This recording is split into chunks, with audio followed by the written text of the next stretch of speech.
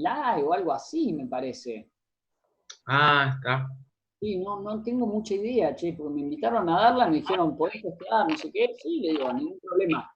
Pero la verdad que no tengo tanto. Cualquier cosa, si veo que hay muchas preguntas de eso, ahí lo mando en algún otro posteo, ¿dale? Dale, dale, muchas gracias. No, de nada. Bueno, acá ya tengo abiertas las preguntas.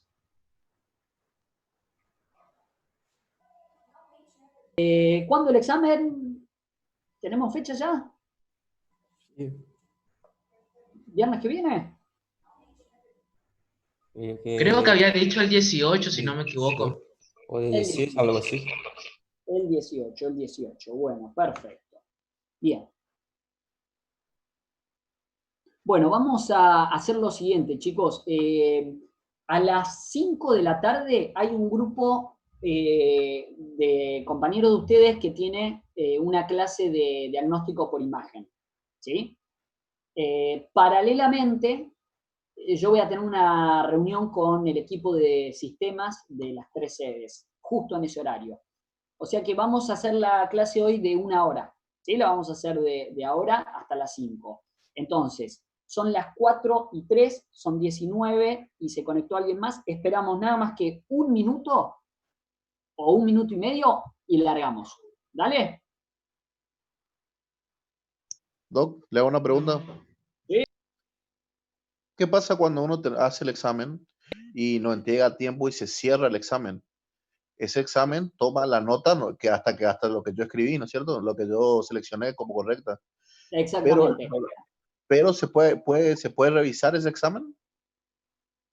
No, la metodología es la siguiente. Cuando uno termina el examen y lo envía, está enviado, y si no hace a tiempo a enviarlo, es decir, porque se le terminó el tiempo, se envía automáticamente hasta donde resolvió.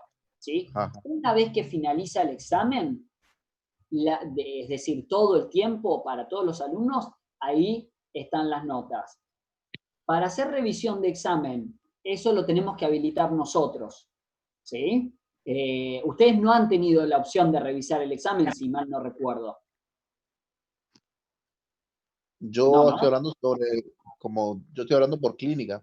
A mí me pasó eso, yo ocupé el máximo tiempo para rendir clínica y ¿Mm? poner más preguntas y se cerró. Después quiero ir a mirar la revisión y no puedo ver la revisión, pero me muestra mi nota y con el porcentaje que hice, pero no me muestra la revisión. Claro, es que eso se habilita es decir, cada cátedra habilita o no habilita la posibilidad de revisión. Eso depende cómo lo configure cada uno. De hecho, yo a las 5 de la tarde tengo una reunión con sistemas de las 3 sedes justamente para trabajar sobre la elaboración de los exámenes. Así que bueno, vamos a ver, vamos a ver. No, bueno, gracias. No, de nada, de nada. Bueno, ahí se conectaron 21. Vamos largando mientras conversamos con Juan Carlos, ¿verdad? ¿Conversé? Sí. Bien. A ver. Acuérdense, chicos, que ustedes pueden habilitar el audio ustedes solos, ¿sí? La idea es que conversemos y lo conversemos esto juntos. Vamos a hacer una clase de trabajo sobre la actividad que les dejé en la plataforma, y si queda alguna duda, me la hacen ahí por la plataforma y se las respondo ahí, ¿sí? Pero bueno, vamos a tratar de sacar todas las dudas. Las 4 preguntas que hice son 4 preguntas sumamente importantes, es decir, si hay algo que no tenemos que dejar de saber es esto, ¿no? Entonces, la pregunta número 1 dice, desde el punto de vista neurobiológico, ahí me faltó algo más, pero no importa, desde el punto de vista neurobiológico, en el consumo problemático de sustancias se ve alterado un sistema. La pregunta sería, ¿qué sistema se ve alterado y por qué? ¿De qué manera? ¿Sí? Entonces me gustaría habilitarle el audio a alguien, permítanme que yo elija, ¿sí? Y nada, conversamos, sin ámbitos de estresar ni nada por el estilo. Es hablar juntos. A ver, por ejemplo, decí un número, Matías.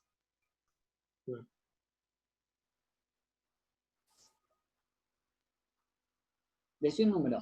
16. 1, 2, 3, 4, 15. Acá. ¿Quién es? Maidana. ¿Puede ser? ¿Maidana? ¿Así es?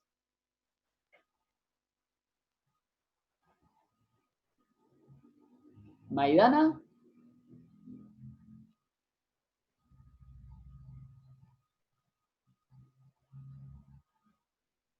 En que te estoy habilitando el audio, te estoy buscando. Carlos, ahí. Carlos, Ay, no tenés audio. ¿Tenés audio? A ver, Carlos, decime. ¿Sí o no? Contestame en el chat.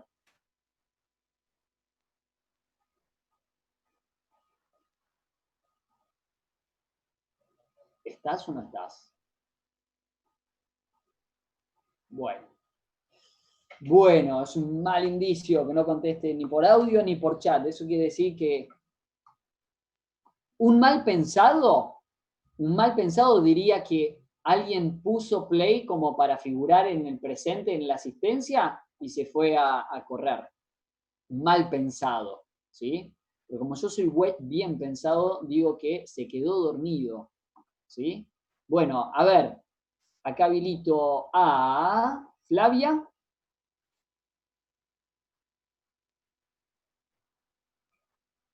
Flavia, ¿te animás a habilitarte el audio vos desde ahí? Ahí estás. Hola, Muy profe. bien. ¿Cómo andás? ¿Bien? Bien, por suerte. Qué bueno. Se te escucha bien en cuanto al audio, ¿eh? Así que perfecto. Ah, buenísimo. Bien. Flavia, ¿te animás a contarnos a qué hace referencia, a qué circuito hace referencia cuando hablamos del consumo problemático de sustancias? Al sistema nervioso, la parte más cognitiva puede estar afectado también. Uh-huh. De hecho, lo está. Está afectado la parte cognitiva, pero aparte también, desde el punto de vista neurológico, están afectados otros sistemas, ¿no? No solo lo cognitivo, sino que también vamos a decirle, lo orgánico, ¿sí? Pero había un sistema que se veía alterado, que nosotros lo llamamos sistema, ¿qué? Profe, ¿puede volver a repetir porque se me cortó, no escuché? Sí, hay un La sistema última que parte. no hay problema. Hay un sistema digamos, en el consumo problemático de sustancias que se ve alterado por un exceso en su función cuando una persona está consumiendo drogas, ¿sí? Y ese sistema se encarga de liberar particularmente un neurotransmisor, una catecolamina. ¿Te acordás de qué estamos hablando? ¿De qué sistema? El sistema motriz, más que nada, por los temblores que se pueden llegar a producir o no. Vamos a ponerlo desde este lado, Flavia. Supongamos que vos consumís cocaína, ¿sí? Y un día decís, ya está, no voy a consumir más cocaína, ¿sí? Y empezás a sentirte mal, empezás a sentirte quieta, empezás a tener abstinencia. Si yo te doy nuevamente cocaína, ¿cómo pensás que te vas a sentir? Qué Y pregunta me difícil. voy a volver. Y si soy una persona que consume, al volver a consumir nuevamente eso, me voy a volver a sentir bien porque voy a disminuir mis efectos debido a la abstinencia y al plazo que tuve. Correcto, correcto. Te vas a volver a sentir bien, ¿sí? Porque vas a dejar de tener esos síntomas de abstinencia. Entonces ahí estás activando un sistema que a vos te va a reconfortar, ¿sí? Entonces ahí surge un sistema que se llama sistema de recompensa, ¿sí? Y lo que se ve afectado en los pacientes adictos es justamente el sistema dopaminérgico de recompensa. ¿Se entiende? Sí. Buenísimo, Flavia. Te agradezco, ¿eh? Ahí te silencio. No, a usted, gracias. Bien, entonces, lo que tenemos ahí es afectado el sistema de recompensa, ¿sí? ¿Quién se anima a activarse el audio y a contarnos un poco dónde se inicia el sistema de recompensa y cómo es ese sistema? ¿Qué síntomas produce?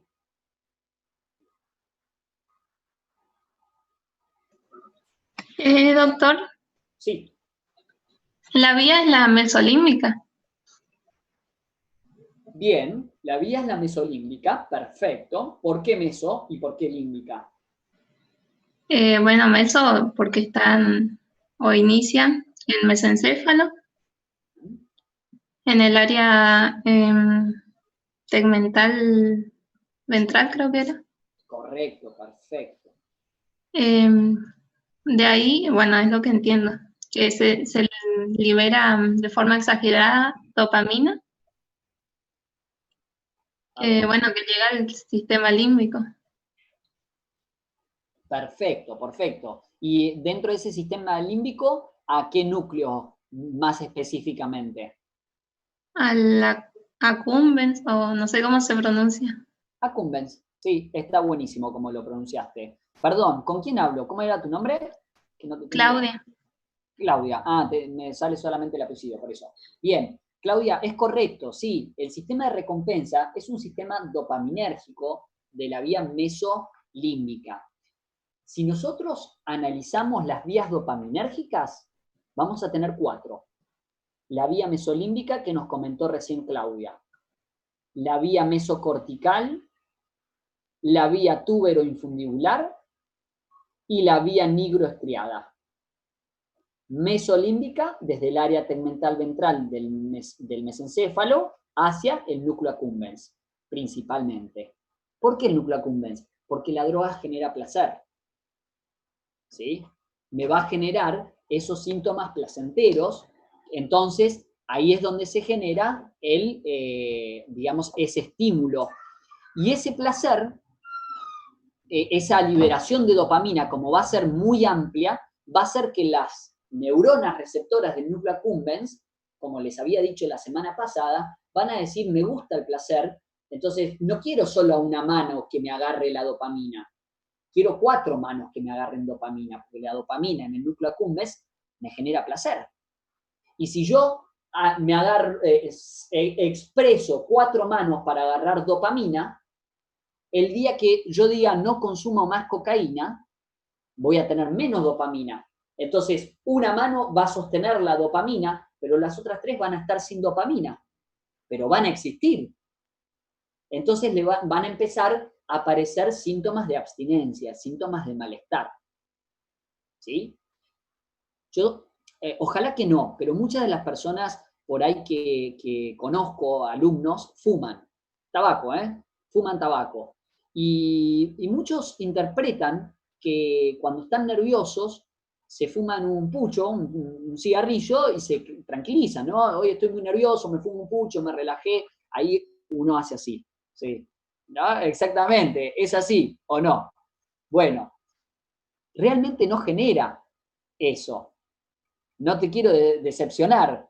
Lo que genera es te está calmando los pequeños síntomas de abstinencia que existen entre cigarrillo y cigarrillo. ¿Sí? La nicotina es una sustancia sumamente adictiva. Entonces, cuando uno fuma y de repente está ansioso por alguna situación de estrés particular, en realidad lo que está haciendo es tener ansiedad asociado a los pequeños síntomas de abstinencia que genera entre pucho y pucho. Entonces, ¿qué pasa? Uno dice, bueno, me fumo un cigarrillo, así me relajo. En realidad lo que está relajando es ese poquito de ansiedad que generaba la abstinencia del cigarrillo, pero el resto va a estar, ¿sí? Porque el cigarrillo no es una sustancia sedativa. ¿Bien? Entonces, ¿cómo se tranquiliza esa abstinencia? Estimulando el sistema de recompensa, mandándole más dopamina al núcleo accumbens. Pero Flavia bien había dicho que habían cuestiones conductuales también, si mal no recuerdo, por ahí no fue esa la palabra, pero hizo referencia a algo de la conducta. Exactamente. Del núcleo accumbens, la vía dopaminérgica se conecta con otras sustancias del sistema, con otros núcleos del sistema límbico, con otras estructuras. Dentro de esas estructuras está el área prefrontal. Por eso voy a adecuar mi conducta a la situación esa. Por ejemplo, consumo cocaína, pero no quiero que mi mujer me vea. Entonces, consumo cocaína, se genera esa liberación de dopamina, me estimula al prefrontal, entonces voy a tener una conducta evitativa, una conducta más sumisa. Cuando me llamen a comer, simplemente me voy a sentar en la mesa sin decir nada y voy a comer, ¿sí? ¿Para qué? Para que ella no se dé cuenta que consumí. ¿Se entiende? Entonces también se ve afectada la conducta. ¿Bien? Bueno. ¿Cómo vuelvo a la normalidad de esto? ¿Cómo volverían a la normalidad de esto? Si en un paciente adicto, si tengo la sobreexpresión de receptores para la dopamina en el núcleo accumbens, ¿cómo volverían a la normalidad de eso?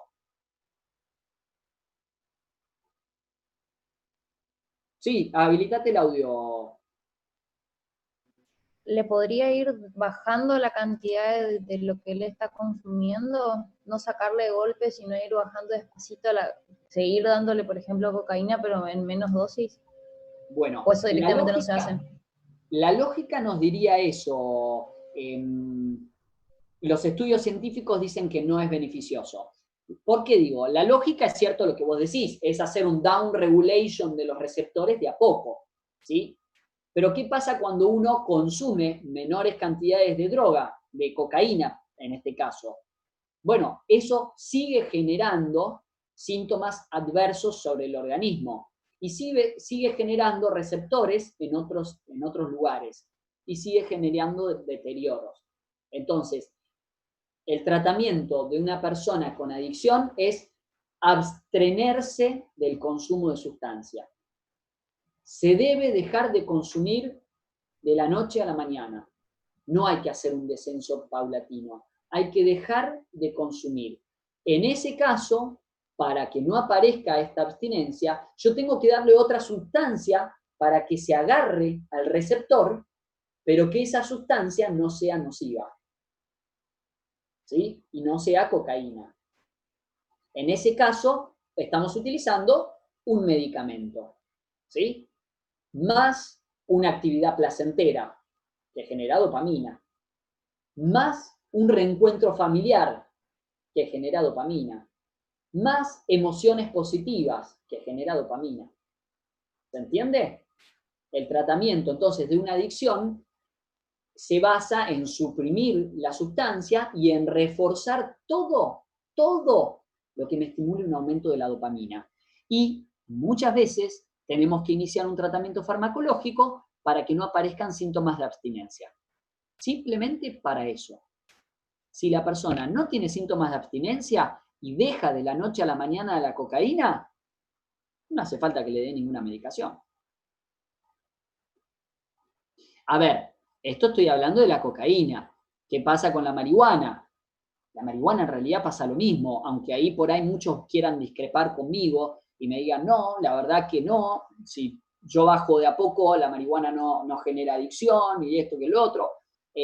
Bueno, a ver, el tema es el fundamento científico. La realidad es que el tratamiento es la supresión súbita y total de la sustancia, ¿sí?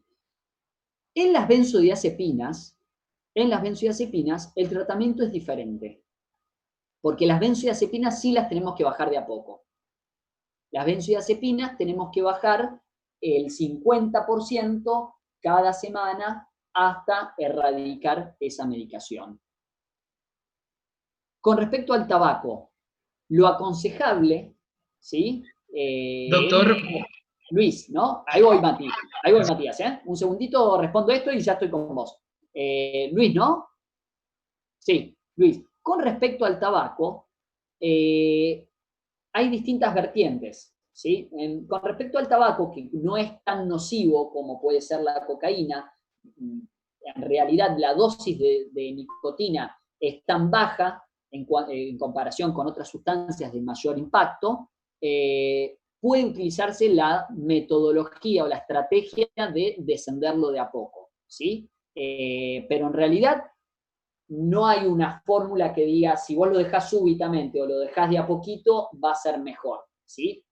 En mi experiencia personal, los tratamientos antitabáquicos que he iniciado fueron mejor aquellos que los dejaron súbitamente. En mi experiencia personal. Y podría decirte que en mi experiencia personal, aquellos pacientes que iniciaron tratamiento conmigo con el fin antitabáquico, todos los que se recuperaron fueron dejándolos súbitamente, no de a poco. Pero ahí tenemos una diferencia entre persona y persona. Matías. Habilitate el audio, Matías, ¿eh? Sí, justo con lo que preguntó el compañero con respecto a la nicotina. ¿El bupropión es útil en estos casos, en estos pacientes? O sea, para poder, como acción farmacológica, ir de a poco dejando la nicotina. Sí, el bupropión es un antidepresivo dual que actúa sobre receptores noradrenérgicos y dopaminérgicos. Entonces se lo utiliza como un agente antitabáquico. Tiene muy buenos efectos y habitualmente está bueno cuando hay alguna cuestión anímica de base. Pero sí, la respuesta es sí. Se utiliza en 150 miligramos por la mañana y 150 miligramos por la noche. Y acompañado de eso, tiene que ir de a poco dejando tampoco, o sea, no puede dejar de la nada tampoco, es reduciendo como usted estaba explicando, ¿no? No, se puede utilizar ambas estrategias. Eso depende de la voluntad del paciente. Puede ser o súbito o paulatino. Sí. Buenísimo. Hola, profe. Sí. ¿Todo bien? Todo bien, por suerte. La vida me sonríe. Bien ahí, profe. Con respecto al bupropión, el fracaso terapéutico es feísimo, ¿no? Porque al volver vuelven el doble, fuman el doble, según lo que había leído. No, ojo, no necesariamente vuelven a fumar el doble por haber iniciado un tratamiento, no.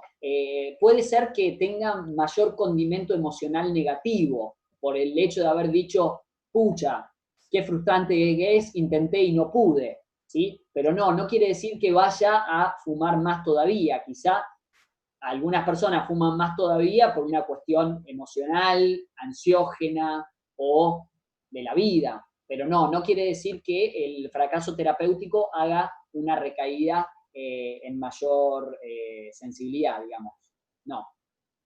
Profe, ¿y la vareniciclina? Creo que era vareniciclina, pues. Vareniciclina, sí. La vareniciclina, yo personalmente no tengo experiencia en eso, porque con el bupropión ya mejora, es mucho más económico, mucho más fácil de administrar, sin casi perfil de efectos adversos, así que yo no te podría decir en mi experiencia, pero sí es un tratamiento que también se utiliza, como los parches de nicotina también, ¿sí? Que eso es más habitual. Bien, Sí. gracias, profe. No, de nada. Pasemos a la segunda, porque como a las 17 tenemos que cortar. ¿Cuáles son los síntomas que usted esperaría encontrar en un paciente bipolar cursando la fase hipomaníaca? Bien, cursando la fase hipomaníaca. ¿Te animás, Milagros? ¿Te animás? Dale, por favor. ¿No? Sí, hola. Bien, ¿qué síntomas hipomaníacos que podrías encontrar en un paciente bipolar? Y ahí va a depender para mí de qué se trata la manía, por ejemplo, para mí eso, o sea, de qué va a depender de qué se trata en sí su patología, digamos, en qué tiene obsesión o algo. A ver, poné un ejemplo, por ejemplo. Arreglar, no sé, su estante con todos los libros según el color, por ejemplo, no sé. O sea, más una cuestión obsesiva. Sí, o cerrar la puerta de toda su casa, de las habitaciones, del baño. Ajá, más de tipo inseguridad. Sí. Bien. Bueno, esos son algunos. ¿Algún otro? Es que hay mucho, no sé, o sea, Eso, hay muchísimos, tal cual, Milagros. Hay muchísimos. Uno puede dar cientos de ejemplos de esto, ¿no? Por ejemplo, a ver, tirá los que salgan así nomás. yo por ejemplo eso, cuando voy a dormir tengo que cerrar todas las puertas, porque si no, no puedo dormir. Ajá. O no sé, en mi casa, por ejemplo, tenemos que apagar todas las luces a la noche, o no sé, algo así sería. Sí. Digamos, vos haces referencia a mayores conductas estructuradas. Bien, Puede ser. está perfecto, eso es. Yo agregaría ahí también, uno de los síntomas iniciales, chicos, para tener en cuenta en las hipomanías, es el insomnio. ¿Sí? Tengamos mucha precaución cuando nosotros recibimos en nuestro consultorio a un paciente con insomnio, porque tenemos que indagar muchísimo. Es un trastorno del sueño que puede ser muy simple o puede ser muy complejo, porque es el síntoma inicial de un montón de patologías psiquiátricas y otras. ¿Sí? En este caso, en el trastorno bipolar, en la fase hipomaníaca, el insomnio suele ser el inicio de acción. Pero ¿qué pasa? Lo característico es que la persona duerme poco, pero no está cansada. Se levanta a la mañana y te dice, Doc, no, yo estoy durmiendo poco, 3 horas, pero me levanto bien, ¿eh? Tengo un montón de proyectos. Segundo síntoma. Segunda síntoma. Aumenta el número de proyectos. ¿Sí? Cambia de proyectos. Tercer síntoma. Deja actividades, agarra actividades. Deja actividades, agarra actividades. No termina ninguna. ¿Sí? Insomnio. Muchos proyectos, abandono de proyectos. Verborragia. Verborragia. Aceleración del pensamiento. El contenido del pensamiento puede ser coherente o puede ser incoherente, ¿eh? Puede empezar con una cuestión de tipo deliroide, no delirante, pero deliroide, como por ejemplo, que no es raro, sí, yo le hice una carta al presidente, me acuerdo de un paciente que le había hecho una carta a Macri, sí, yo le hice una carta a Macri y se la llevé y se la dejé en la guardia, y creo que en la guardia no se la entregaron, así que acá, Doc, mire, le muestro la otra, a ver qué le pareció, porque por ahí estaba mal redactada, y efectivamente le había hecho una carta dirigida a Macri, ¿sí? Y no es que cualquier persona que le escriba al presidente tiene manía, no. El tema es el contenido, la situación y el contexto, ¿sí? Ahí dice Carlos, proyectos inalcanzables, excelente, excelente. Megalomanía, delirio de grandeza, la megalomanía, ¿sí? La megalomanía es delirio de grandeza, es bien característico de la hipomanía, ¿sí? La euforia, ahí dijeron. La hipergenerosidad. Sospechen si un familiar o un paciente, no importa, vamos a poner el paciente, si un paciente empieza a ser muy generoso. No, yo le di tal cosa a tal persona, después estoy haciendo un proyecto, pero no me importa que me paguen, pero un proyecto de tal cosa que me va a llevar 7 horas por día y 5 horas por día el proyecto de solidaridad de acá y el proyecto de acá. Doc, ¿quiere que le aumente los honorarios? Porque usted está cobrando muy poco. Y le traje un libro, se lo regalo. Sospechen de ese paciente, ¿sí? Porque está maníaco.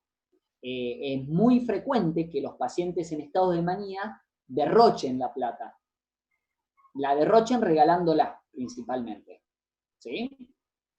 ahí es donde muchas veces lo traen a la consulta los familiares. Dicen, me está fundiendo, trátelo. Porque es así, realmente. Bien. Yo me acuerdo, esta fue una anécdota pseudo graciosa con un paciente con trastorno bipolar que yo veía hace muchos años ya, que no creía en el diagnóstico, no se quería medicar, con trastorno de consumo de sustancias también, porque ojo que en la fase maníaca también suelen asociarse a mayores conductas de riesgo, como por ejemplo consumo de sustancias, ¿no? Y me acuerdo de este paciente con antecedentes de alcoholismo y me decía, un día cae a la consulta con un libro y me lo regala, por eso les decía el ejemplo del libro. Doc, le traje este libro, le va a encantar, no sé qué, no tengo ni idea de qué era el libro, la verdad, ni idea. Y me quiso aumentar la consulta, me quiso decir, Doc, usted está cobrando poco, tiene mucho esfuerzo, muchos años de inversión en la universidad, usted tiene que cobrar más, yo hoy le voy a aumentar. Ese fue el puntapié para que yo le diga, estás maníaco, no me des más plata, tomá la medicación y dejate de joder, porque estás maníaco, estás perdiendo la plata. Y ese día empezó el tratamiento con litio, ¿sí? Pero justamente con estas conductas de generosidad. Lo que ocurre es que como médicos tenemos que tener la visión amplia para interpretar que hay generosidades y hay generosidades.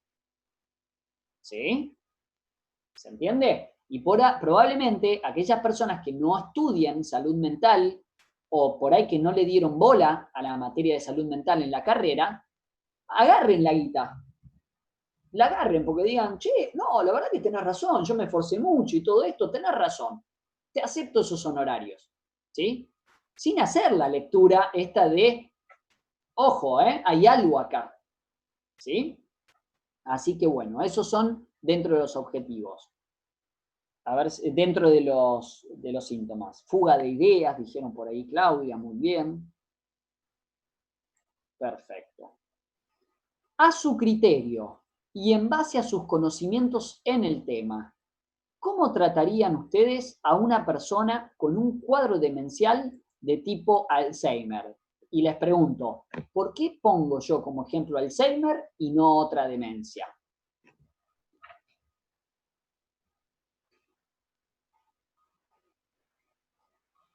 Por ser la más común de las demencias. Perfecto. Claudia, por lejos, el Alzheimer es la demencia más común. Muy bien. Existen otras demencias, ¿sí? Bastantes. Demencias vasculares le sigue en frecuencia, que también es bastante frecuente, ¿sí? Demencias por cuerpos de Lewis. Demencias por metástasis. Demencias por traumatismos, etcétera, etcétera. Bien, y Claudia, ¿te animás a contarnos un poco cómo lo tratarías? Me acuerdo de cuando dio su clase, dijo que principalmente los ejercicio mental. Bien, bien. Perfecto. ¿Alguien más agregaría algo como inicio de tratamiento?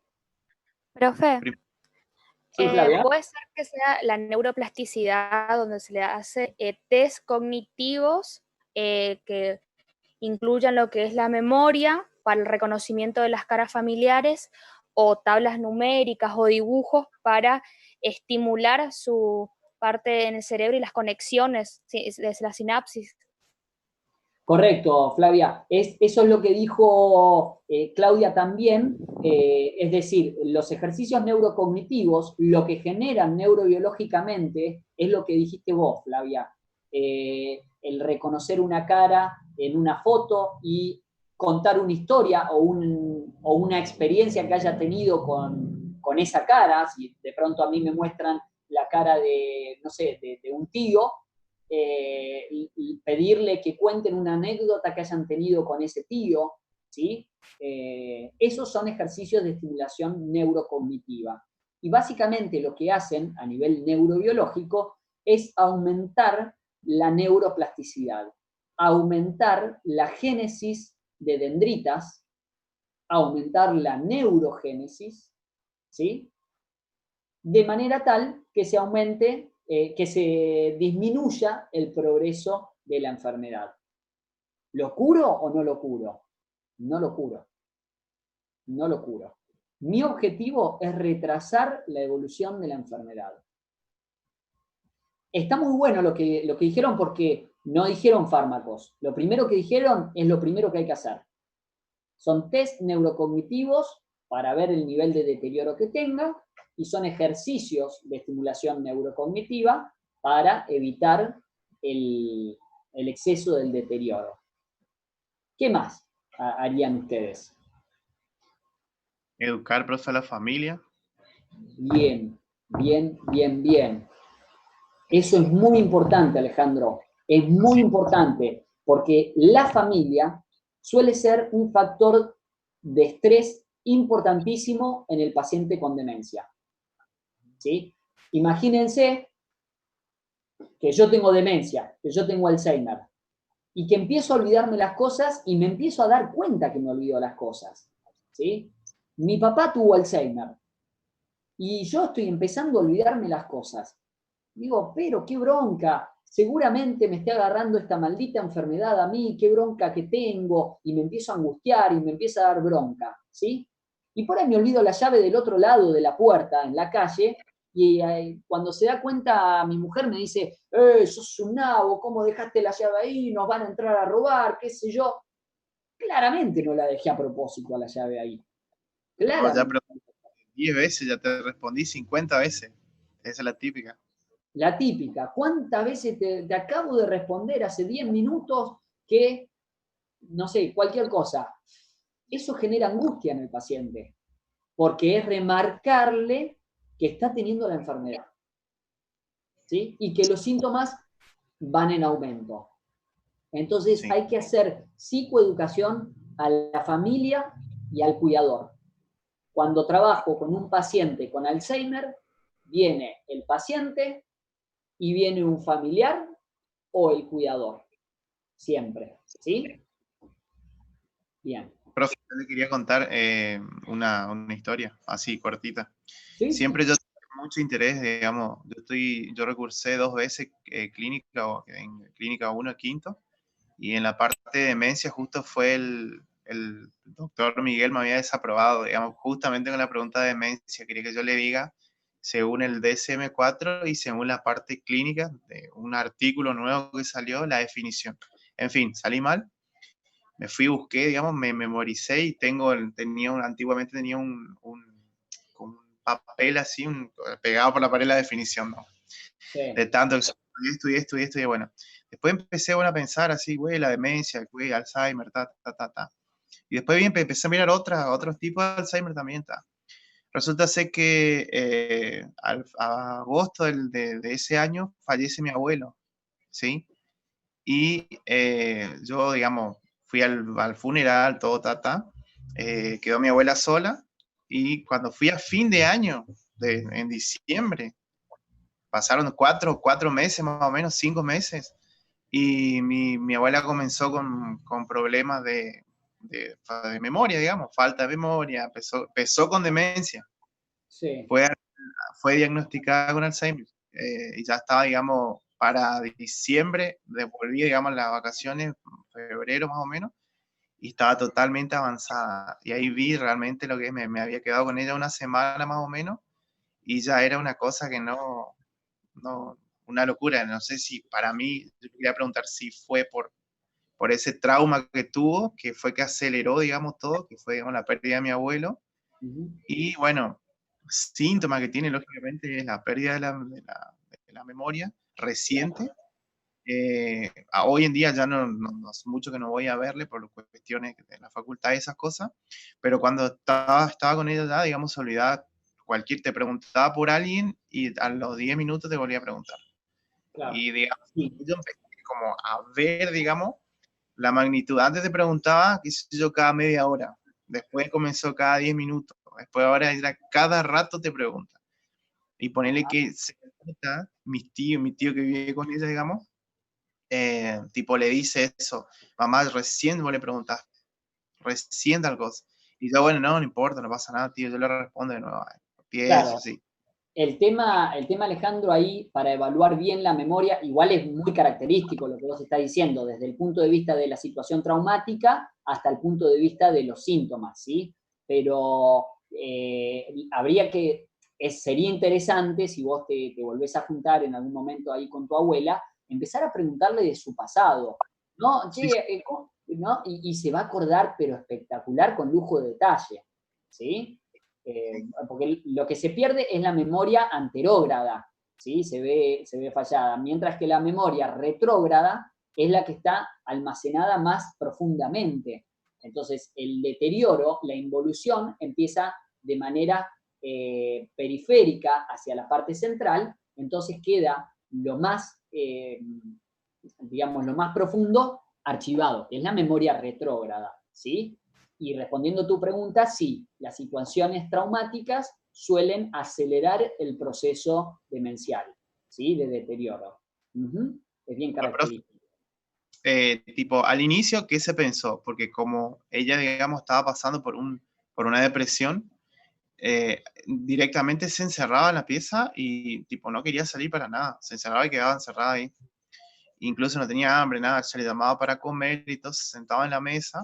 A la enojada se sentaba a la mesa y, tipo, comía 2, 3 bocados y ya, digamos, muchas gracias y se iba. Después comenzó realmente a deteriorarse, o sea, eso es lo que yo fui averiguando, ¿no? Porque yo en el momento yo no vi, porque no estaba. Entonces, tipo, ya comenzó, digamos, a no querer bañarse, a descuidarse personalmente, digamos. Después, hoy en día, me contaron que ella tiene, digamos, eso de irse a la pieza y hacer otras cosas ella sola en la pieza, porque, digamos, tiene vergüenza de, del tema de que se siente mal porque todo el tiempo está preguntando lo mismo y se da cuenta que tiene ese problema. Entonces, tipo, mi idea, bueno, ahora que por ahí en algún momento se libere la cuarentena, voy a ir a hablar y ver cómo está ella, digamos, Está para bien. ver Como si avanza. evoluciona. Ah, y se está tratando con los anticolinestéricos. Ella está con rivastigmina, que es los parches, Excelon, y está tomando memantine, y bueno, está dando vitamina E, y están probando no sé si una inyección, no sé qué, pero es intramuscular, que viene de Suiza, no me acuerdo el nombre, que es nuevo, está en pruebas, o que ya se probó, no sé cómo es la historia. Voy a averiguar bien sobre para comentarle Dale. después. Coméntame bien eso. Sí, el tratamiento es principalmente con inhibidores de la acetilcolinesterasa para aumentar la acetilcolina y estimular las sinapsis neuronales. Ocurre que puede generar cuadros alucinatorios, ¿sí? Si yo le doy un inhibidor de la acetilcolinesterasa, puede justamente generar cuadros de delirios, alucinatorios, en la persona, con lo cual hay que tener mucho cuidado con eso, ¿sí? Y Milagros también agrega antidepresivos. Sí, puede darse antidepresivos Milagros sin ningún tipo de problema en el inicio del tratamiento. Luego, realmente yo no lo aconsejo porque cuando se deterioran más cognitivamente, incluso hasta ni siquiera tienen la angustia, ¿sí? O la angustia les dura unos minutos, o la angustia va a existir a pesar del antidepresivo, porque ya está, ¿sí? Entonces, al inicio sí, suele darse antidepresivos para que sea más llevadero, para que asimile la enfermedad y empiece con los ejercicios de estimulación neurocognitiva, porque a veces están tan deprimidos porque saben que están empezando a tener síntomas que se dejan estar, y eso es el mayor riesgo, ¿no? Así que sí, también los antidepresivos es una utilidad para el tratamiento, pero no para la demencia per se, sino para el inicio del tratamiento, la asimilación, etc. Evelyn dice, al afectarse la memoria a corto plazo, con ello se hacen los estudios y las pruebas para el diagnóstico, ¿no? En realidad, Evelyn, lo que se hace para diagnosticar el Alzheimer, el Alzheimer, el diagnóstico es clínico, ¿sí? La resonancia magnética puede mostrar un aumento en los surcos, ¿sí? Cerebrales, o incluso de la cisura interhemisférica, o bien una ventriculomegalia, todo a costa de una disminución de la masa encefálica. Eso es lo que mostraría una resonancia magnética. Repito, aumentan los surcos y las cisuras, aumenta el tamaño de los ventrículos laterales, del tercer ventrículo, pero todo esto a costa de una disminución de la masa encefálica. No es que crece eso y el cráneo aumenta, no, claramente el cráneo no aumenta. Lo que hace es disminuir la masa encefálica, ¿sí? Eso es un estudio bastante habitual, pero tampoco nos corrobora el diagnóstico. El diagnóstico es clínico y complementa la resonancia, ¿sí? Más los test neurocognitivos. Y ahí es donde te doy la derecha, Evelyn. Son muy importantes hacer los test cognitivos, las pruebas cognitivas, para poder diagnosticar o tener una idea qué nivel de deterioro está manejando esa persona. ¿Sí? Bien. Vamos a la última. En el estudio de la psiquiatría infanto-juvenil estudiamos patologías como el trastorno del espectro autista. Explique esta entidad patológica, es decir, ¿quién se anima a hablar un poquito sobre el autismo?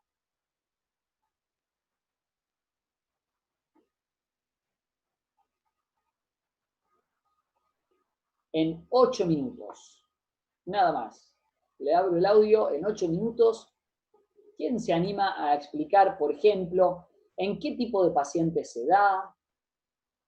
¿Hay antecedentes? ¿No hay antecedentes? ¿Cuáles son los síntomas característicos? ¿Cuándo se suele diagnosticar? Creo que Bueno, todos lo saben. A ver, se da dale. se da en la infancia, donde, ¿cómo se llama? Tienen, digamos, dificultad para interactuar con sus pares, son evitativos, están, digamos, aislados. Con respecto a lo que es la parte cognitiva, está como, o sea, la inteligencia, digamos, está sin alteraciones, incluso son más inteligentes. ¿Qué más? Hacen tareas repetitivas, simples.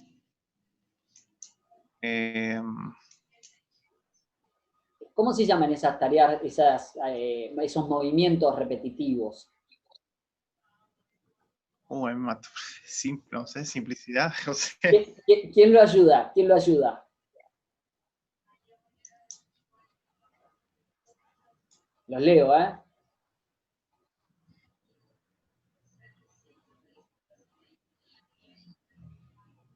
Movimientos estereotipados.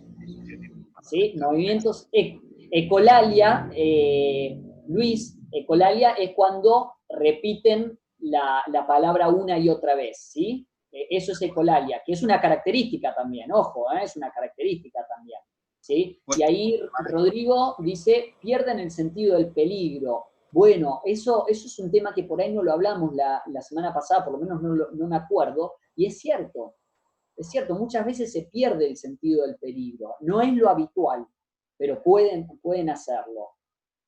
Claudia pregunta, ¿cómo sería lo del apego a los objetos? ¿Puede dar un ejemplo? Sí, Claudia.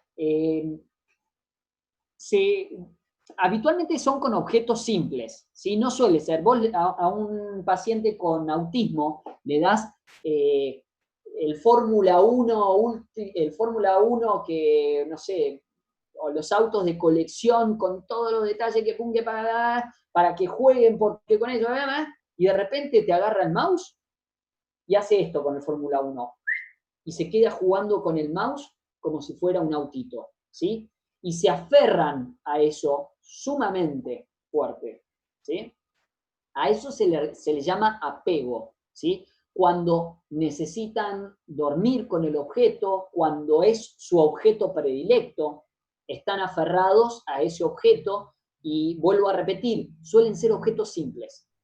Suele ser una caja de zapatos, suele ser no sé, una tapita, suelen ser cosas que realmente no tienen mucha trascendencia de elaboración. ¿sí? Me acuerdo yo en el consultorio, y con esto lamentablemente tenemos que terminar, pero en el consultorio yo tengo, de allá de Buenos Aires, tengo un cajón con juguetes, dentro de los cuales tengo estratégicamente juguetes muy elaborados, y después tengo, ¿viste los clásicos juguetes del McDonald's? Que te viene el muñequito ese que apretás o no sé qué, que son cositas que los movés de un lado al otro y que, o nada. Y es increíble cómo agarran lo más simple. Agarran lo más simple y se quedan con lo más simple.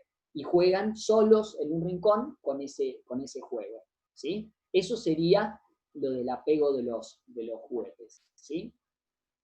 Chicos, la verdad que yo les quería contar algo que estoy pensando, estoy elaborando y estoy trabajando con un paciente en particular de Buenos Aires, que me gustaría, y conversé con él, de hacer una charla Zoom, ¿sí? De manera simultánea con ustedes,